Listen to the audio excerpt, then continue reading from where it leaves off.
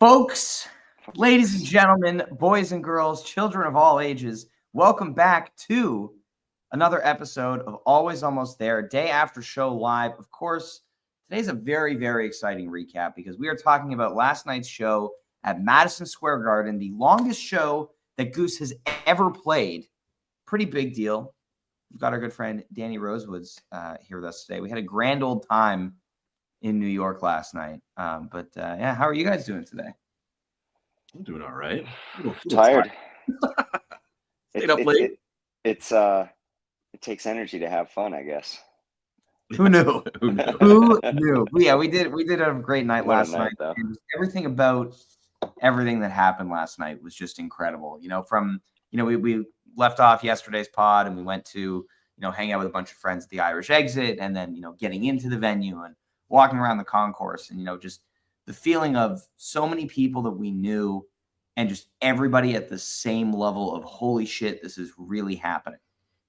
Like that was kind of my pre-show vibe yesterday. Do you guys feel the same? Yeah, I feel pretty much the same. I mean, seeing everybody at the Irish exit, that was enough, actually. I could have just stopped there. Yeah. There were lots of friends, lots of hugs, slaps being exchanged, pictures being taken, surprise guests.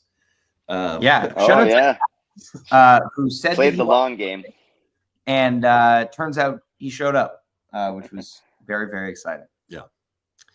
Yeah, I think I agree. It was like some shows, and we've over the years, right, talked sort of these big monumental shows or big sort of stepping points, if you may, in the band's career, and but this one I felt was one of the most unique. Like everybody was on the same level. Maybe it's just. Maybe a Goose miss was different, or you think back to the Sculpture Park show in 2021, or just these moments, right? And some people are at different stages, but I think this show of all things was wow, just sheer excitement. Yeah. Not really sure what to expect, but just we kind of did it. This is really happening type thing. And the feeling of when the lights dropped, seeing how full the room was for the whole show. Even though they played until 12:30. And it was 4 hours, and there were some times during Jed Stone, a lot of people sat down, take a breather a little bit, but the place was full until the end of Arcadia. And I had several moments during last night's show. I just looked around the room. I mean, if you move out of the way, people can see this background, which is a picture I took last night, and just holy shit, I just kept looking around and being all these people are at a Goose show. So, if you haven't seen in the video and these pictures and stuff, the hundreds totally full. The 200s, all the way up to the top. The Chase Walk, right? Yeah, the Chase Bridge, full. All the suites. It's to me, the real testament is that, yes, they didn't sell two of the sections directly behind the stage. And we'll talk about it later. Peter really vibing off of the back corner section on his side. He was turning around to it all night. Yeah. But yeah, just really just the feeling of all these people are here for Goose right now. Just incredible. What a journey. It was so it was my first time ever at Madison Square Garden, let alone concert. I mean, sporting event seems like it'd be incredible there, but aside from the sheer magnitude of it, I was walking up with Neil pre-show, and you're oh, I think we got to go to this street, and then you're are we almost there? And it's a whole scene. I think sort of these modern stadiums they've built out with sort of food centers and whatnot. And I was okay, and then we got to go through here. But I was amazed with it. Seeing it very full. I saw the back of the floor filled up really well too. I was thinking, everybody kind of runs to the front in general in a floor. So even if it's technically full, right, it everybody sort of just packs to the soundboard. But throughout the night, I was happy to see. And what was interesting about the floor last night was that they didn't sell the bleacher sections that on the back. Yeah. For example, or for other bands, they kind of roll out. And so that takes up that space at the back of the floor. But they didn't sell those last night, but they also didn't compensate by selling more floor tickets. So there was just empty space. Nice. There were several spinners who were taking great advantage of that. I mean, I know if I were a spinner and I was on the floor last night, I would have been very happy. I loved my aisle seat. I was very lucky to have. I think the seats in general are always nice, but it's a good size seat, right? Like, so you get some room. Yep. But stewards and ushers were pretty nice. The young gentleman in ours was, tried to keep people out of it, but I would just step out and then start dancing again. You can only do so much. Yeah. Yeah. It was great. Yeah, it was nice on the floor. I was on the floor all night. I took advantage of that space You back did. there. I Nice. actually went to the back during, I think it was Dustin No, it Hoffman. was Western Sun. It was I Western remember Sun, I like was looking around during Western Sun and I saw See Neil Neil. lounging at the back, like leaning against the back of the floor, just taking it in. And I was like, yeah, taking it all in Like- dead center, the back of the floor. No. it was great. I should have ducked down and looked for you a little bit more, Neil. But yeah, it was fun to see people from all over the place just throughout the room. Absolutely. Well, let's get started. The lights drop, one of the biggest Goose chants I've ever heard. And Factory Fiction opener. Talk about a statement, talk about setting the tone. I kind of figured they were going to play this at some point last night. Obviously, this is the first time that they've opened a show with this song. And man, it felt like, to me, and listening back this morning, it felt like they were kind of getting, kind of some of the nerves out of the way. Like, we're playing the Garden, we're on the big stage, we're going to play Factory, but the jam, to me, felt as though they were kind of letting some nerves out. Not that they felt shaky at all, but just the way that kind of jam unfolded in that kind of very tense psychedelic zone for a bit, and then it kind of went major, and you got that fantastic peak to start it off. But yeah, Neil, what did you think? Not much to add, but man, we talked about it a lot yesterday. Like, what could they possibly play? And we went through like the whole gamut of songs talking about what it could be. And nobody said Factory Fiction, which is kind of funny. And now Dylan actually did post on Blue Sky like 4 or 5 days ago about a possibility of a Factory Fiction opener. It never occurred to me. Cheers. Yeah. I think it was a statement opener. It's a good, like just powerful. Those first notes, and it's a song that's been special in their history. And it was statement. You go, Factory. And I agree with what you said, Ryan, about it's not so much like, the nerves, like settling in kind of to the space, right? The big moment, and they're just feeling that out. And I think it did. That's a good song because it's sort of, they also, that psychedelic sort of slow allows them to kind of start working together. I think we'll talk about it throughout, but sound was great. I was immediately just sort of that. I was taken aback by how clean everybody sounded. And everybody did such a good job filling the room. Cotter, especially for me. But fire. Speaking of Cotter being on fire, this Hunger Site that comes next, another big call. Yeah, that one was a big surprise. Yeah, 1-2 opener. Yeah, like pretty great, and I mean, just fiery Hunger Site. You got Peter going off on the clav. You got Cotter just driving things. Rick, letting loose as he does on Hunger Site. And again, just crowd just getting riled up. And, it was really cool from my vantage point. I like being toward the side at MSG because, the floor gets, everyone gets so into it. And, the venue also moves, which, Peter commented on. Peter said, last night, which, I love, like, it's so cool to feel that at a Goose show. But this was one of the things where like people on the floor just jumping up and down, going nuts. Fantastic. 1-2 punch. Was this the one that he had some clav work, and then maybe it was next track, I won't say, but sort of like a really bouncy, rubbery sort of was that like the electric, something like it was the OB6 on media, yeah. On Hunger Site before we No, I mean, it was a pretty standard Hunger Site, but standard in the way that Hunger Site, when played, is just excellent. Yeah. And in the two slot show after Factory Fiction. Yeah. And I think it's around this point that I skeeted like, all right, like I would like Goose to cool it a little bit. Break. I'm trying to ease into the show right now, and I can't. I had to take a breather after, like, truly, like, it was the first 30-35 minutes, right? Maybe about the two together. So it was one of the first times, right? Usually with it, and there's that settling in period. We joke about the 3-pack of openers, 4-pack, right? Those are also sort of settling songs for you as a fan at a show in some sense. None of that. whatever it is, how you come to the night. But yeah, none of that. It was like gates, just blow the gates open, and I kind of had to be like, I need to step outside for a second just to kind of like take a breath. Recenter. I was just totally shocked. But yep. And then we go on to next. We've got a nice little mid-set segment here. My mind has been consumed by media, followed by Western Sun into Running Up That Hill. I mean, I'll let you, I know you have a good point on media, but Western Sun Running Up That Hill, just great stuff.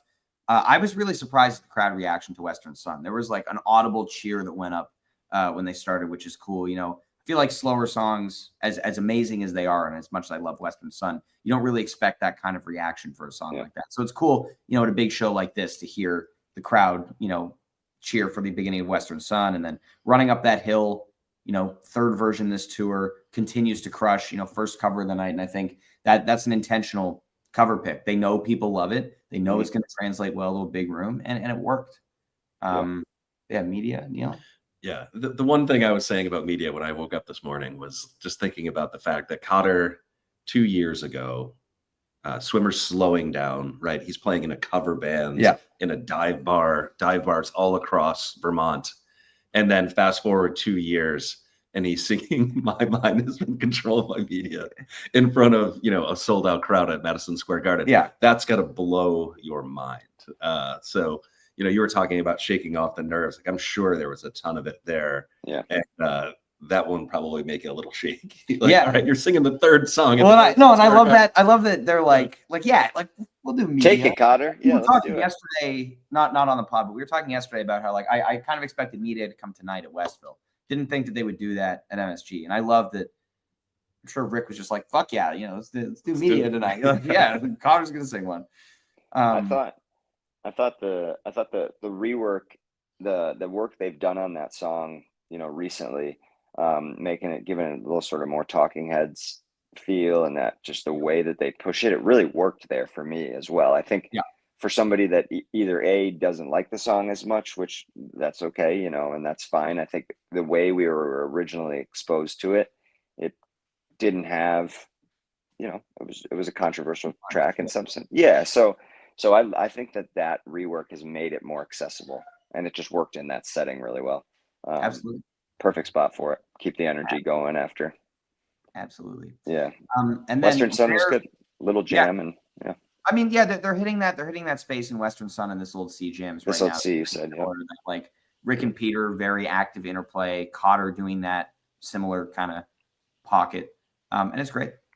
Yeah, I mean, nothing to add there other than that is an excellent mid-first set song. You know, it's a special. Yeah. I mean, what a great place for it. And you know, you get like the vibes of the lyrics. You know, you're with all these people, and you know, just like Goose had just paid, you know, for 10,000 of those people to fly into the show. True, yeah. Go everywhere, feel everything, cash your check. You know, all of that. I thought Shapiro looked very happy during that song. I could see him across. He was like looking around, being like, "I did this. Yeah. You know, this was my doing." He rented out villain twisting his mustache. He rented out MSG for the night. Flew in 10,000 people because Goose can't obviously sell that many tickets. Yeah, exactly. As we say in jest, yes. Exactly. Then we get a rare mid first set. Feel it now. I'm ahead of myself. Rare mid first set. Give it time. And at this point, we're like close to 70 minutes into the set, and I'm like, "Oh, are we done here?" Like, set closer. Teeing up a big second set because you know curfew's 11:30, and it's MSG. Like they can't go past their first time playing MSG, obviously. Right. But Give It Time was like, what a moment. Like what a fucking moment that song was last night. That was but everybody's singing it. Everybody in the air, you know. Goose is a Christian rock band. There was a lot of that last night. Yeah. A lot of just like a lot of Goose being a Christian rock band. Yeah, I was doing it for sure.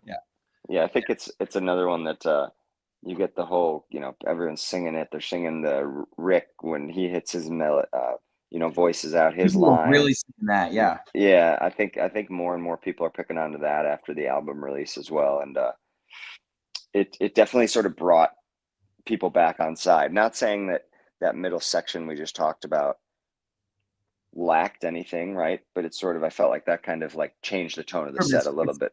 Less of playing the hits, for a more casual fan who's at the show last night, which obviously, there are a lot of crazy fans like us, but there are not 16,000 of them or however many were in attendance last night. That's not just a couple first timers. Yeah. And then we get the horns. Stuart Bogey, Dave Nelson, Andrew McGovern. Those are the three guys that played on the album. But we get Feel It Now, we get Dustin Hoffman, and we get Animal with the horn section. I mean, I always say, like, I don't want sit-ins at a Goose show. This is how you do it if you're going to have a sit-in. And this was fantastic. Like, end of first set and the encore, leave the second set alone. Give them, the first hour, almost 70 minutes to, get going on their own before they bring up the horns. But, man, hearing these songs with the horns live, so good. Feel It Now coming back for the first time since Bend somehow, not played in a month. We were just talking about that yesterday. But Bogey just tearing it up. That was awesome. Oh, my God. Yeah. That was sick. I think the Feel It Now, too, is it just has so much more depth with the horns now, especially without the percussion element of it, right? That sort of really added something. I didn't think, I guess I never put it together, but I never thought I would hear it with the horns, even though the album track, you sort of like, oh, it sounds so good with it. I just wish we could. And I think it really worked. It's can I go into the others too regarding? Absolutely. Yeah. So I thought, though, Dustin, awesome to hear. Everyone was excited the moment the horns came out. You thought that it might occur. I wasn't sure, are they going to maybe play like Iguana, something else with a little bit? But yeah, the Dustin Hoffman was just straight and sharp and fun to get that other extra layer. And the Animal, I think, for me was my favorite of those three, and great jam. Really brought it way down. Yes. And the style of they've had it with the jamming style. They didn't really access that as much, with a little faster because of the horns there, right? Everything sort of was maybe a little slower, and you're sort of linking everything up. But the way the horns, just of all three of those songs, they added so much more depth to the jam and sort of weight, where it was, they had sort of a nice 3 to 4 minute segment at the end that got a little sort of loopy and chaotic in a good way. And I was can't wait to hear that one again. One of my favorite moments of the first set, for sure. Dustin, for me, was a treat because, after listening to the album version a bunch of times before they played it live, like, the horns just kind of, are in my head whenever I hear the song. So getting to see it live with the horns was fantastic. Yeah, when you're dancing at a show, you hear the horn, the live track or the studio track, but you're like dancing to it. Yeah, usually like horns, like at a show, you're like, oh, it's like a kind of like just an extra thing, but like this actually felt like an essential element, like that is being plugged back into the song. And I thought that was pretty great. And of course, old reliable Animal at this point, you're always getting an excellent jam in Animal. And what a way to kind of craft the end of that set. I think that was just perfect. They obviously wanted to do, those horn songs from the album, and then just the jam there to end the set. It's a pretty classic spot for Animal right now at the end of the first set. And what a way to go off. And it's 100 minutes into the set, just over 100 minutes when they walk off after Animal. So I'm worried at this point about set 2, right? I'm like when we saw each other at set break. Yeah, this first set was so good, but I'm like, are they going to take a 30-minute set break and then they're going to hopefully they're on soon? Like, this is not the venue where you can throw in a 5-minute Love Light encore. Like that this is not the show where you can get away with that. So I'm like, what are they going to do? They already played Give It Time, which would be the other really quick encore. Like, are they going to do Don't Do It, to end off the MSG show, right? Please, like, is that all they're going to have time for? Luckily, they didn't tell us in advance, but they paid a lot of money probably to get to play until 12:30, which is crazy. A 2-hour second set. That's fucking crazy. That's insane. That's like enough. That's enough for a single show. That's enough for a show, man. I mean, well, I said we are going to get like the second set and encore last night is going to be like 15 minutes or so shorter than the whole show tonight. Yeah, I think that's right. That just for context and a little more, color to that. Like, wild. That was a lot of music that we got. And the second set felt like a marathon. Like, by the time we got to like Jed Stone, Dripfield, I was kind of like, okay, like we're still going. Like, Yeah. The floor was getting rowdy, so same vibes as Terminal 5 when they played there, where it was like, I think a lot of people were there a lot longer than they were expecting. A lot of folks probably weren't pacing themselves with playing until 12:30 in mind. So people were just out of control on the dance floor. It was nuts. I was out of control. I mean, it was, Well, Neil was one of those people. There for him last night. But lots of dancing. I'm like sore because I just like danced so much last night. When you goons that hard.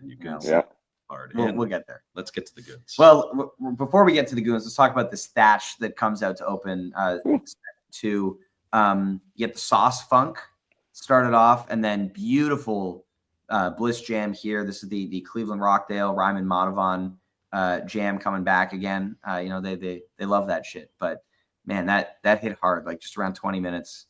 Crowd went nuts for the beginning of thatch, of course. Yeah. I wasn't sure if we were going to get like, it was like, all right, are we going to get a big modern here, something like that. And so, yeah, but Factory and Thatch to open both sets. Once again, yeah, very, very powerful songs, great jams. I agree with what you said. It was nice to see the Bliss jam there, because sometimes, it goes more of maybe a darker route. Set the tone again for the second set. Brought us right back into it.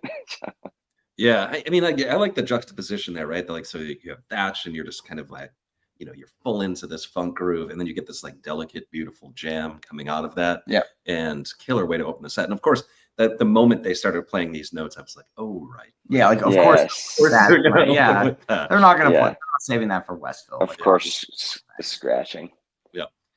Yeah, and I mean. And the way they transitioned into the Bliss zone is so good. For a while, I think Thatch was kind of the funk vehicle, and if they're going to go somewhere else, it's kind of like a hard transition. And this reminded me a bit of the New Year's Eve version from Austin. Similar kind of just very easy transition into the major key space, which is great. Cotter feeling it. I think that's just for me. Like, speaking of funk, the real dose of funk comes in the Redbird. My favorite jam of the night.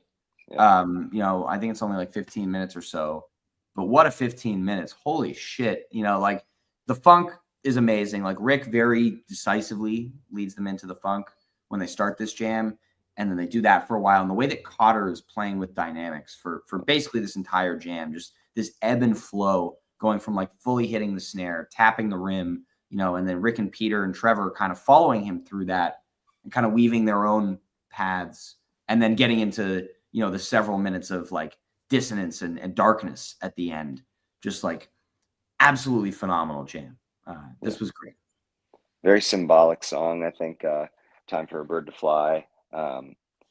Right. That was great to sing it and be there and experience that song. And it felt like, it felt like it was a very poignant choice, and lyrics, and the jam was insane. When you said it was only about 15 minutes, I was shocked, because I felt it got very deep in it real quick, which, sometimes we don't see that with the Birds. Like 15, 16 is sort of the one where it's like, it never really found its place. Right. That's sort of the thing. Yeah.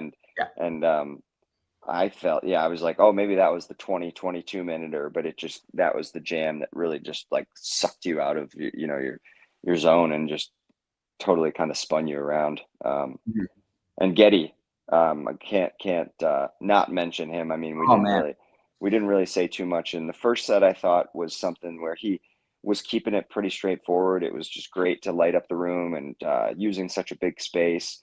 I was 101 on the aisle, so closer to the middle, actually, pretty much, dead on with Peter, pretty much. But having that perspective for the lights was great. And so I think it was during Thatch when he dropped everything out black and just had the cubes moving around, and then he was sending that spinner around the arena, where it was just the rainbow light level. The rainbow light in between the 100s or 200s, and then Redbird did a good job of dropping out and sort of having he was using the backdrop really well during that. That was, I think, where he started to sort of showcase. And big night for him, of course, which was cool to see him, step up to the challenge. So I was shocked. Yeah, Neil. Redbird. I mean, you've already kind of gone through it all, but yeah, I mean, sick jam. I mean, so good. So good. Yeah, I need to dig into this second set a whole lot more. I mean, we kind of listened to it on the ride up here to New Haven, but I mean, it was the right call for the moment. Of course, they were going to do this song, like it's the best Peter song, right? And yeah, man, it's just again, it's another old reliable. You like that's like the jam that you kind of just like take off the shelf, guaranteed to be sick, and of course, it worked. Yeah, it was great. And then it lands nicely. Don't Leave Me This Way. I think at this point, you know, you're coming out of the jam, and I think this is great set listing. Kind of re-engage the crowd a little bit, just with a party, because you know, again, like people like us, we're engaged at the end of that Redbird. Place was bouncing. But yeah, you get people going with something they're going to recognize, something they're going to sing along to, and people were going nuts for Don't Leave Me This Way, which was awesome. Little funk section in it too. Yeah, the clav solo. But yeah, the song crushes every time they play it. It's great. Like, I mean, you know, I don't know if they'll ever top the energy of the Grand Rapids one. But I mean, this one obviously had more energy, but I think that one just kind of hit in a way that was different. But last night's was amazing. And yeah, again, the venue's moving. People are getting down. Yes, that's a good mention about grabbing, you know, the majority of the crowd's attention again. And yeah, just a good use of the song, and it was fun to see first time. So absolutely. Yeah. I think I've been saying this a lot lately, but Goose is now focused on playing like a whole show. I think before it'd be like you kind of get some jams, maybe you get like a slower song and like that's it. But I think they're like working on this kind of like complete show narrative arc where there's like, like a narrative, I guess, where there's a definite party section of every show where it is meant to bring people in who are just like there to dance. And I think it's like most of us, right? And this, you know, kind of leads you to the Goons, I guess. Yeah. Disco, and then you get the Goons. So like this whole place, I mean, it was so much fun being on the floor. And that is the thing that I think has been missing for them, was just having that fun factor element in these second sets. And this is the best song they got at doing it.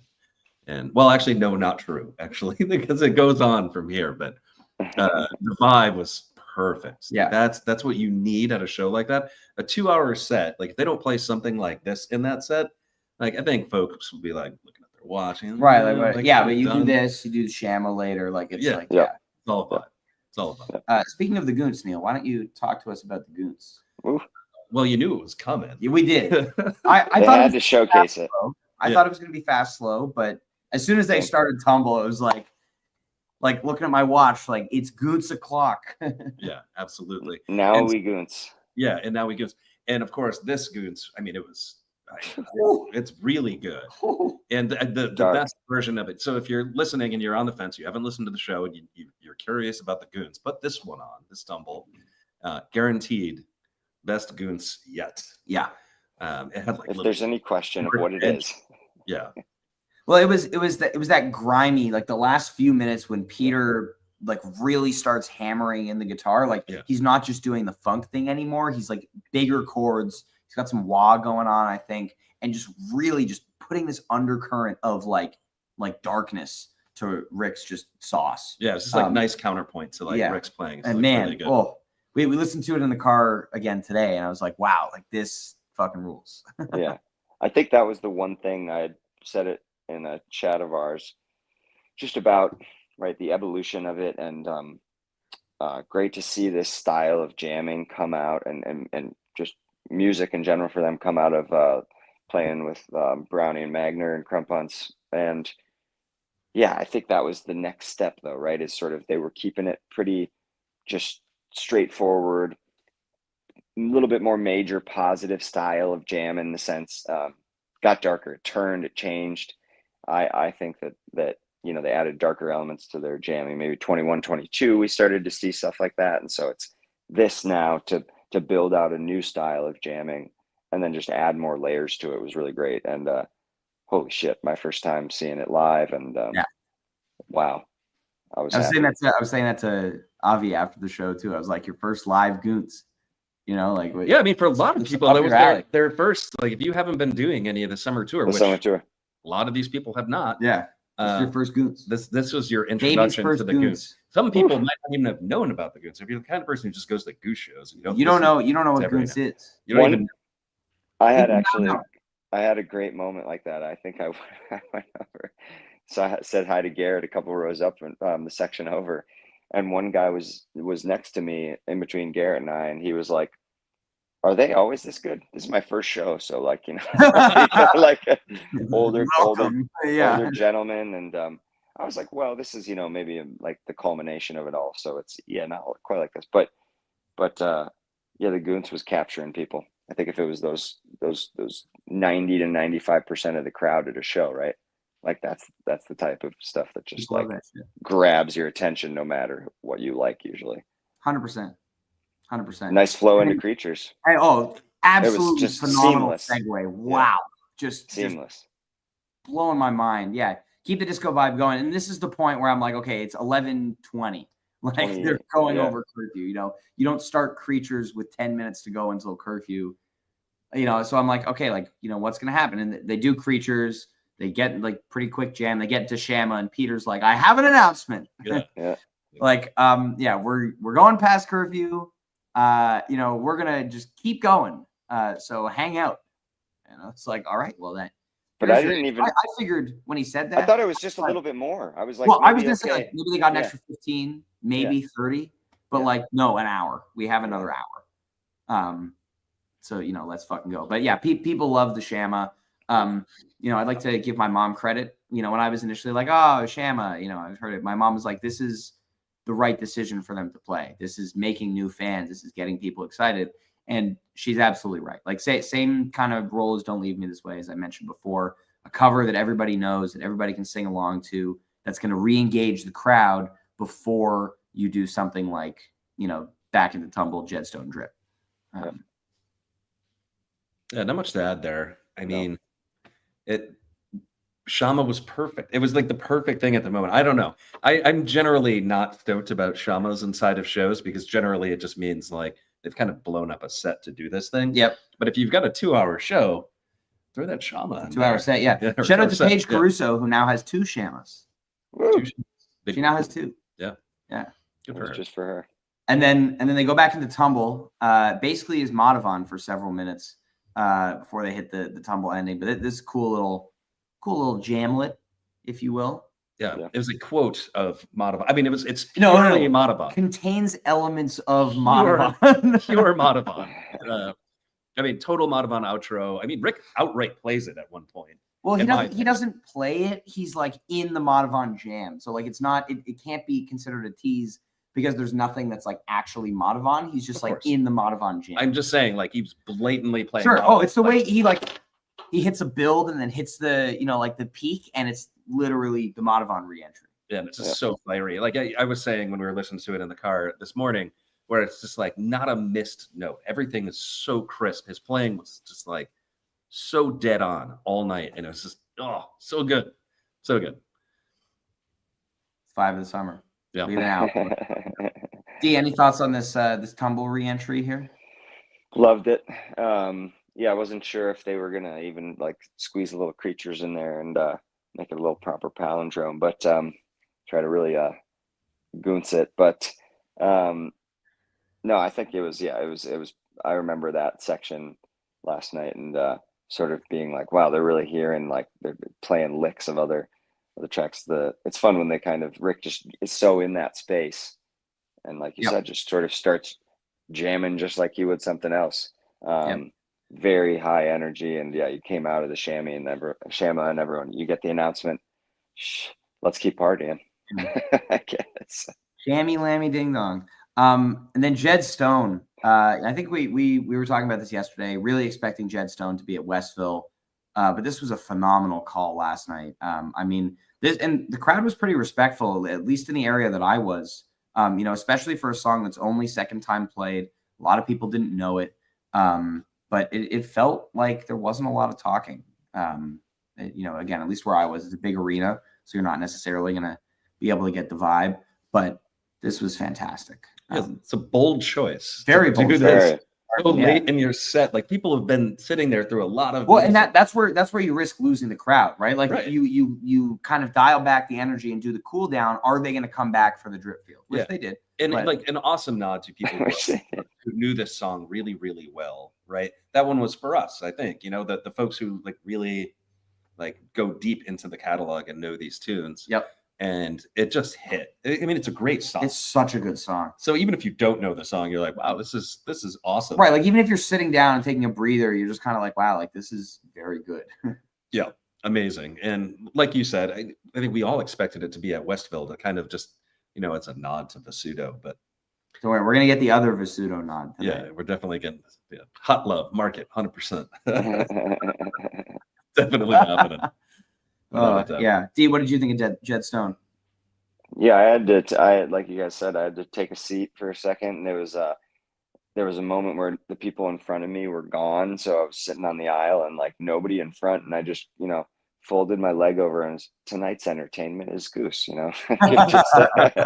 And it was perfect though. I think, yeah, bold choice, but it worked. It worked really well. It felt sort of like the sort of the capping energy wise culmination and a nod, like we said, to just where they've come from, and it worked. I think in the set as a whole and on re-listen, it's just going to kind of like flow in between everything really well. Yeah, absolutely. And then we drip. I don't understand how you didn't have this as your 8-pointer last night, let alone leave it off your fantasy picks entirely. I just didn't think they were what kind of guy? I only got 2 points last night. Not pick drip field for the MSG show. This was the arena anthem the day that they debuted it at Mohegan Sun at my first show. Oh yeah. Yep. You know, this was the thing that, because you know, you and I did that show together, and it was, aside from me like grabbing you and injuring you with excitement for the show. But took years of physical therapy to get right after yes. that. You still haven't recovered. Don't worry. Tonight during Big Modern, I'll probably injure you again. Yeah. That's a quote of the day. Actually, driving through, he's like, "So, are you ready for me to punch you in the face during Big Modern tonight?" It may or may not happen. But so my point is, that was the song that was like, this is written for big rooms. This is written for arena. This song has so much weight. So like, obviously, Mohegan Sun is half the size of MSG, but like it just felt right that they're going to play Drip Field last night, and Rick just destroyed this song. I mean, I don't mean destroyed in the sense that he forgot a bunch of the lyrics, because he did. Which he did. But, like every single. I mean, destroyed in terms of like just blew up the jam. Like it was fantastic, and he kept doing like the thing, and I thought he was ending it, and he would just go around again, another peak, another big hit, and like, you know, the energy in there was amazing. Peter just jumping around, like a kid in a candy store playing guitar. I love this song so much. This is a good point to talk about the sound last night, which, like, I don't know if you were feeling it where you were, but like during Drip Field, just like when they debuted it at Goose Miss all those years ago, like you could feel the bass notes in your chest. Yeah, and the drums. So like the whole place is like bouncing. The sound is incredibly loud. The bass is incredibly loud. Well, it's like you're feeling it in your body. Good time to give Loomis a specific shout out. I know he's been working very hard up until last night. He had an expanded audio team. I think he said he had like 7 people or something working on the audio just for last night. And, you know, he usually has a smaller team. So shout out to Loomis for all his hard work, making it sound incredible in there. I'm sure, you know, you and I, the three of us were in different places. I'm sure, you know, based on how the speakers were positioned, like even if you were at the like back corner behind the stage, kind of as far as you could get in the 200s, it sounded great. But yeah, man, what a way to close out the second set. Didn't think we'd get it jammed like that. It's like a total visceral experience, like, you know, as Drip Field is meant to be. Yeah. Right. So you're right. Hindsight being 2020, I absolutely should have seen this one coming. Yeah. I just didn't think they'd do it again because they had just done it at Forest Hills, but you know, I'm glad that they did, because it was more than sound. There was a lot happening there. And actually, I think it's a great way of showcasing the team that they put together, right? Loomis did an amazing job. Getty was doing an amazing job. Of course, the band is doing incredible. It, you know, had all the vibes, man. Yeah. It was killer. All the vibes. We love vibes. We love Goose management. Thing also like Friday's Empress, where Peter was like trying to cue Rick into the ending. He was trying to cue Rick into the ending of Drip for like a solid minute. And Rick was just not looking at him. Like same thing. Like Peter kept playing the E major chord, but maybe it's not an E major chord, the major chord to hit into the ending. Like he kept playing it, and Rick just was not having it. He was like, "I am playing guitar right now. Yeah. This is what's Leave going me on." alone. Yeah, exactly. Let me play. And so they walk off, for a couple of minutes, and they come back, bring the horns back out for Arcadia. I was thinking T at this point too with the absolutely. horns. When the horns came out, I was like, we're gonna encore that shit. Everyone's gonna have a great time. This is a song that has horn arrangements. They've done it before. We know it's great. But no, here's a song that they've never played with horns. That you didn't know had horn arrangements. By the way, these horn arrangements are incredibly sick. Yeah. Like, wow. I love the way they did it too. The sections they chose. Yeah. Yeah, and then you get a little bit of that Buffalo Arcadia jam in there, that blissy thing, and just end off with an Arcadia. Like it's what a finish. It's the song that got him here. Yeah. Right. It really exactly. is. Yeah. Yes. Yeah. And actually, I do like the fact that they kind of ended with Dripfield and then Arcadia. I think, not arguably, those are the two biggest songs for this band. They both meant so much to them in different ways, right? Sure. Arcadia being responsible for the sea change and in attendance at shows when people saw the Peach video, and then just Dripfield has completely changed everything since it was released. So yep, amazing stuff. Really amazing. Perfect way to end it. Yeah. And again, just walking out, it was just everybody just like kind of disbelief. Like, what the hell just happened? Like it's 12:30 in the morning.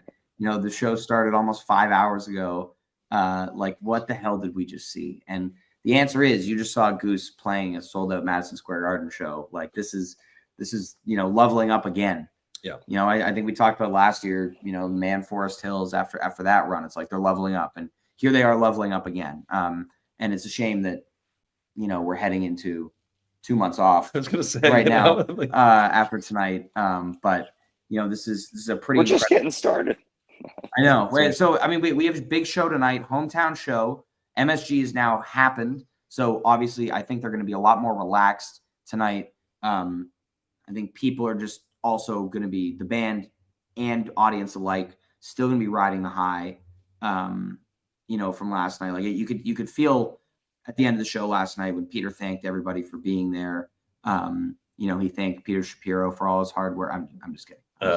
He did not. Right, when he thanked everybody, kind of noted how surreal it was that like 6-7 years ago they were playing at the Mercury Lounge, and here they are selling out MSG, in 2025. Like, wow. Yeah, man. It's funny. Goose has played a lot of their biggest shows, right? Over the years, we've seen a lot of like this is Goose's biggest show, or this show carries more weight than another. And I think they always come and they always play well when that happens. But jams aside, this is the greatest show that Goose has ever played. I think that's easy to say. Sure. Just not looking at the set list and the quantity of music that you got. So they really rose to the occasion. And that, I think, makes this night even more special. We all would have been happy. We would have walked away from Madison Square Garden with a regular set, with a 3-pack of openers, a regular 2-set show, and been like, wow, they played MSG. They played MSG, and like we just had a great time. But I love that this band is trying to commit to making the experience better, right? So they obviously paid a fortune for this to happen, and it was just a gift. There was no other reason to do it. Right. They were like, we're gonna. They want to play that set list too. An extra hour. Yeah. And like that's the exciting thing right now. That's the great thing about seeing this band right now, is they are thinking about those things. They are willing to make financial sacrifices for their fans. And like, holy shit, are we lucky? I mean, so that's my feeling, walking out of there last night, where I was like, they really gave us a treat. And, I'm just grateful, just full of gratitude. And it was so awesome to do it with like almost everybody I know from this community, which was also great. So what a night, man. What a night. And Westville's just in a couple hours. We're gonna head over to the venue soon. I think we got the final Storm Tracker to record on this tour. And then we got one more show, hometown show. It's gonna be big. It's gonna be a lot of fun. I'm excited. Westville's a great place. Yeah, it is. And then you guys have some fun. Thank you. Will do. I'm going to the airport in 12 hours. everybody, thank you so much for joining us today. Great podding with you, of course. And we will see everybody tomorrow to recap Westville, our final show of the tour. Before we've got a month off, they've got Newport and they've got Park City Song Summit in mid-August. Those are the next 2 shows. So I think the band is going to be happy to get a little bit of relaxation. But of course, we are going to miss having lots of Goose rolling in. But everybody, seriously, thank you so much for tuning in today, listening to us talk about last night at MSG. Let's just all, give the band a round of applause wherever you are right now for everything that they're doing. What a time to be a Goose fan. Yeah, hell yeah. We love you all. Enjoy the rest of your Sunday. Enjoy the show tonight. And we will see you tomorrow afternoon. Peace.